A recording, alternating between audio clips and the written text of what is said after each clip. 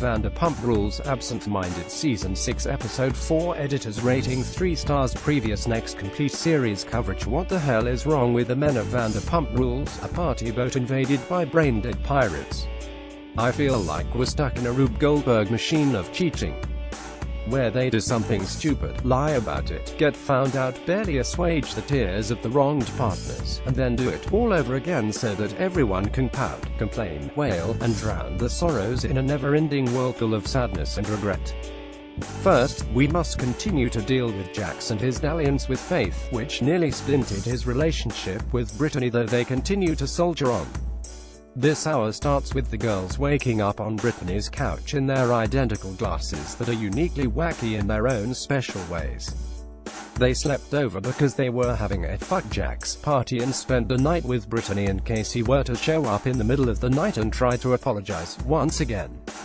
They weren't needed because the Toms and Peter got Jax a hotel room at the Standard in Hollywood, a hookup hotel so debauched and coke-fueled that even the spirit of Hugh Hefner thinks it's being extra. I mean, it was one of their couches not available. Anyway, they order Taco Bell from Postmates, proving the on-demand economy will eventually ruin everything we hold dear. Jax shows up and freaks out about what is happening in his apartment, completely forgetting that his girlfriend, whom he forces to make sandwiches after his tiring bartending shifts, pays for half of the rent.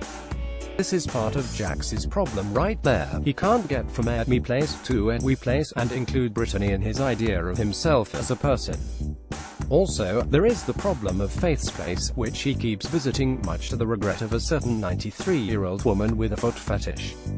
God, Jax is so awful. Says, no one tells me how to act in my own house, and then tells Brittany exactly how she should behave in her own house and completely misses the irony of the whole situation. Jax wouldn't be able to catch a case of irony if it was an STI. Then he tells Stassi, Skiana, and Katie that none of them can criticize him because none of them are perfect either. Oh God, where do I even start with this jiggling mound of post-steroidal aspic? Jax is just always going to cheat. No matter what Brittany does, no matter who he's with, his vain need for validation will always be more important than the feelings of his partner, and he will forever disappoint her. But I think that disappointment is part of the appeal of cheating for him. He wants a woman who is so devoted to him that she will let him abuse her emotionally and still not leave. If that happens, maybe then he isn't the awful nothing that he thinks himself to be. That's why he doesn't want an open relationship. If he were allowed to sleep with all the women that he wants on the side, there would be no appeal left. Maybe Brittany should give him the permission, because he'd probably never take it. The woman who will eventually tame Jax Taylor will be the first one to call his bluff. Anyway, Tom Schwartz also is back in the hot seat for making out with a girl and not remembering it at all. While Tom and Jax may have a similar pattern, I think they're absolutely nothing alike. Tom is just so irresponsible and running from adulthood that he continues to get blackout drunk and then make out with girls. Like he said to Lisa, he would never consciously cheat on Katie. I don't think he wants to. I think he's actually happy in his marriage. He's just unhappy about having to grow up. Schwartz doesn't have a cheating problem, he has a drinking problem. If he can address that, then he won't have any need to surreptitiously kiss cocktail waitresses with overly manicured eyebrows at clubs with horrendous names like Bungalow. I have a deep and unabiding love for Schwartz and hate Katie in the way that teenagers hate anyone who makes them put the phones away for 10 minutes, but I totally side with her here. I think she can easily get over the making out part, because it is incidental to the embarrassment that she's feeling. The problem is that it keeps happening and Tom will take no responsibility for it, like the fact that he doesn't remember it means that someone else was in control of his body. Well, alcohol was in control of his body, but he's the one who put it there. When they have their altercation in the back alley of sewer, now with its own step and repeat, Katie storms out and says, "Get it together. What's wrong with you?" That is exactly the right thing to say. This isn't about Schwartz cheating on her or not. It's about getting it together. It's about being an adult.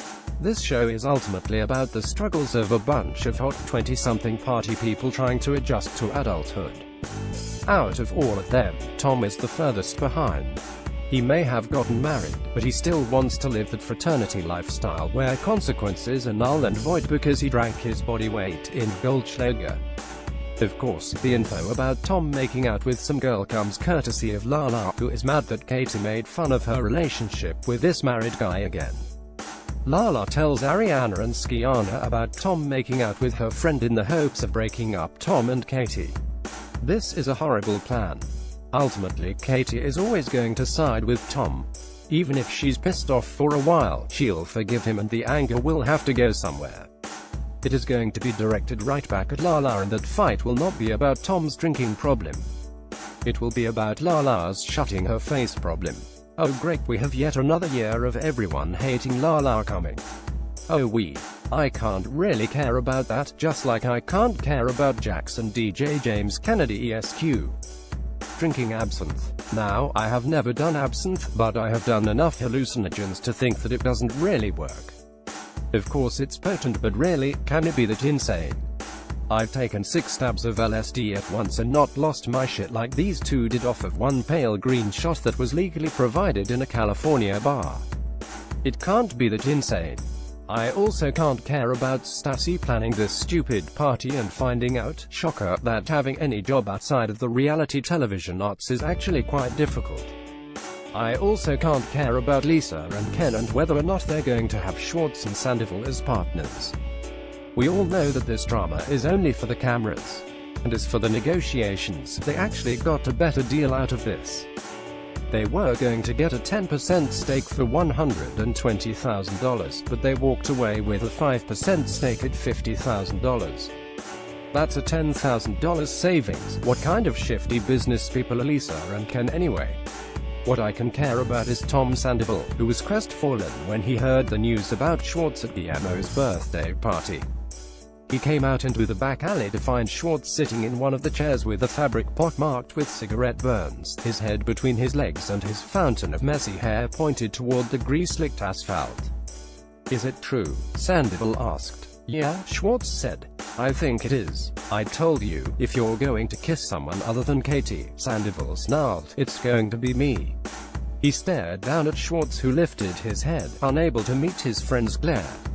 Instead he reached out his arms and grabbed each of Sandoval's firm butt cheeks in one hand. He pulled his partner toward him and nuzzled his nose into Sandoval's crotch.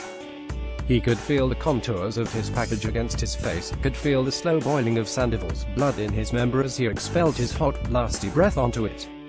"I'm sorry," Schwartz said, as he wrapped his arms around Sandoval's waist. I'm sorry, I'm sorry, he said, as he stared up Sandoval's torso, searching for his eyes, his mouth slightly open as if he were about to say something or as if he were dying to have it filled.